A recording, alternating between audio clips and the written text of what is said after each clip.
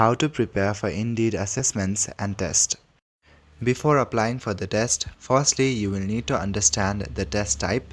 For that, you can go to your assessment invite or Indeed's help center to see skill tests, personality test, or situational judgmental test. After you do that, then you will need to review job skill. If it's skill based like Excel, typing, or customer service, review the shortcuts, key terms, and common scenarios. One most important thing is to stay calm on personality or situational test.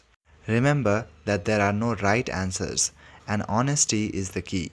Before giving your test, make sure that you are in a quiet place with no distractions. Also, before giving the real test, you can practice it. Go to the website practicereasoningtest.com. In this website, you can practice for assessment for Indeed. Click on the first link that appears. On this website, if you scroll down, you will find different sections. You can practice your altitude test for free. There are different sections available. Choose one and start your test. Once you feel like diving into the real test, you can do that. That's all for today. Thank you.